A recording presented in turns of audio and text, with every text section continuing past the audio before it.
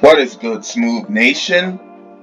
With the ending of the Jujutsu Kaisen manga, I want to give my final thoughts on the character of Gojo.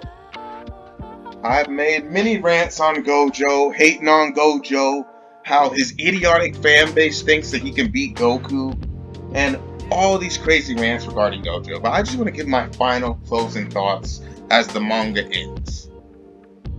And that's that Gojo, he is a fun character. I've never denied that he's an entertaining character. His arrogance, his suave, I kind of understand, kind of to some degree, why girls like him so much. But I also understand why they're so crazy because he's a shallow character. When you get past the arrogance and suave, that's really all he has, because there's not much character depth. He's brought up as the strongest character in the series when he's introduced. He's the strongest character. Sukuna eventually surpasses him, spoiler. But at the time, he's the strongest character. But him being so strong really doesn't work because he's just a hacker cheater. Hacker cheaters are not powerhouses, they're hacker cheaters. So him being brought up as the strongest character really doesn't make sense. He's just a hacker cheater. I've explained this many times. It's like Doctor Strange dressing up like the Incredible Hulk and pretending to be Incredible Hulk. He's not the Incredible Hulk, he's Doctor Strange. He's not a powerhouse, he's a hacker cheater. Gojo should have never been the god of the verse. He should have never been introduced as the god of the verse. He should have been like, if you were to say he's in the top, I would have tolerated that. Oh, he's one of the strongest. He's one of the strongest. And he's just kind of the hacker cheater. Then you introduce other characters that are more power based. His ability to warp space and create an infinite wall that can never be touched, it's kind of cool, but it doesn't really ooze power. That doesn't ooze power. Even his purple delete things, that's still more hacker cheater than it is kind of powerful. He should have never been introduced as the god of verse.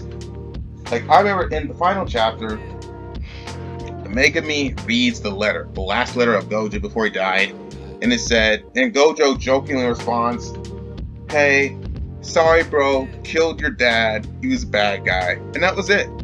That was it. And you know what? This troll moment, you know what? That moment made me realize Gojo did have some character. Problem is, Gojo was put in the wrong position. He should have never been the god of the verse. He should have never been top tier. He should have never been on the top. Him being top tier, fine. He should have never been on the top because he's not really a powerhouse.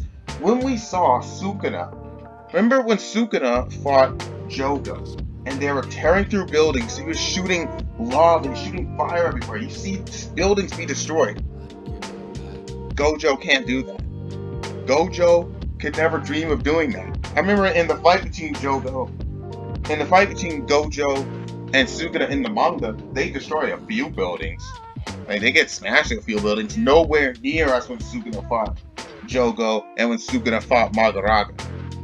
That just oozes power.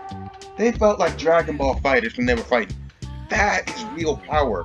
And Gojo just doesn't ooze that same thing. Gojo just oozes hacker cheater. And having this guy as the top of the verse, it really sets an unattainable goal. Like, with all the other power hikers, you can think, okay, you can find some way to get some extra muscle. You can punch maybe harder. You can maybe punch a bit harder, and then you can maybe hang in there with Sukuna and stuff. Gojo and his space warp, it's unattainable. There's nothing you can do to get past that in terms of physicality in this universe. So it just feels like hacker cheating. It really just feels unfair. Here's the thing. His space warp ability, it should have been, he should have had something like weather powers or something like that, like Storm from the X-Men. If he would have had powers like that, because something like that is incredibly OP, but it's still manageable. You can still think of ways. How do you defeat somebody with weather powers? Maybe sneak up behind them, knock them out, something like that. Like, physically he's still human, or something like that. You can think of ways to fight somebody like that. But Gojo, his space warp ability, It's broken in the wrong ways. He's a broken character in the wrong ways.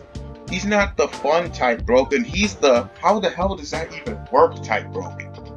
And the only way to beat a broken hack sheet like that is to get another broken hack sheet. That's why I understand why Sukuna had to use Magaraga to get past the infinity in the manga.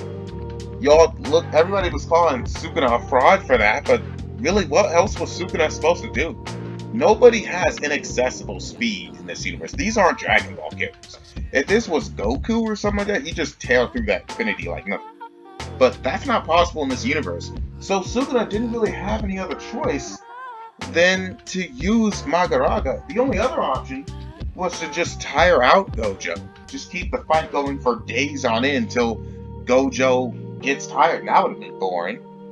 That would have been boring to see as an audience. I understand why Gege had to write him out like he did. Gege is probably regretting ever creating Gojo. Or, more specifically, giving him this power set. He should have never been the top tier of the verse. Like, he's a fun character, but when you set him as the top of a verse when he has the power set, it's like, that's not really power. That's just cheating. That's hacker cheater. This is Doctor Strange pretending to be the Hulk. He should have never been the god of the verse. Let's say he's top 5. Okay, if he was in the top 5, that'd be manageable. But him as the top, no.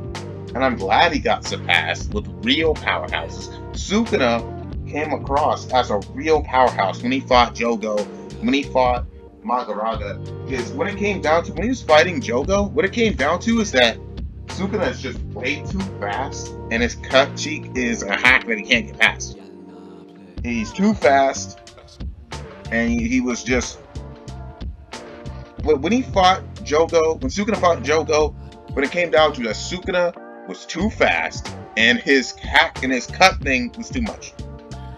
Even then, hypothetically, you can still think of an inkling of a way that Jogo could have possibly maybe won.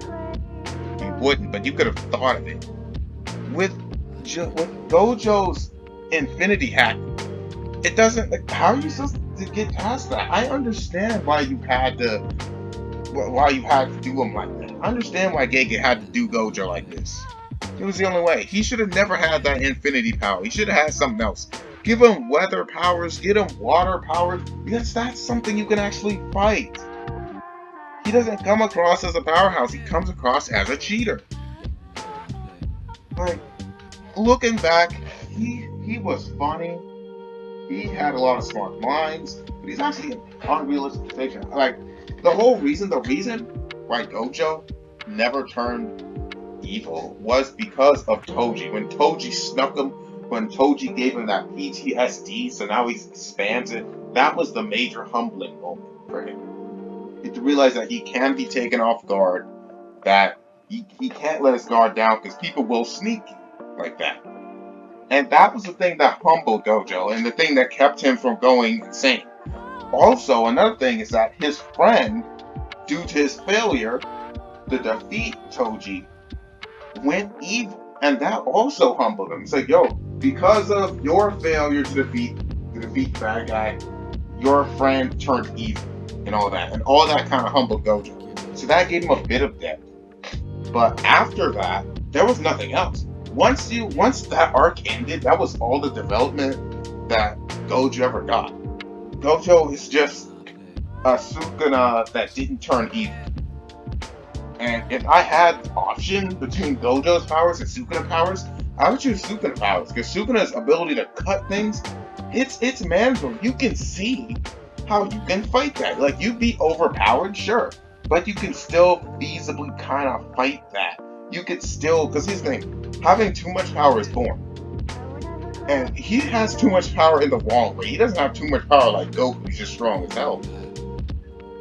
Gojo has too much power in the fact that how do you live life? How does that freaking work? It's just not fun. Gojo isn't fun. His ability isn't fun. It's very shallow. Like, my final thoughts on that, he should have never been the top of the list. He should have never been at the top. He like have him be top 5 and him the number 1 was a mistake. Especially, he should have never been at the top. Like, subscribe, tell me what you guys think below. See you guys later.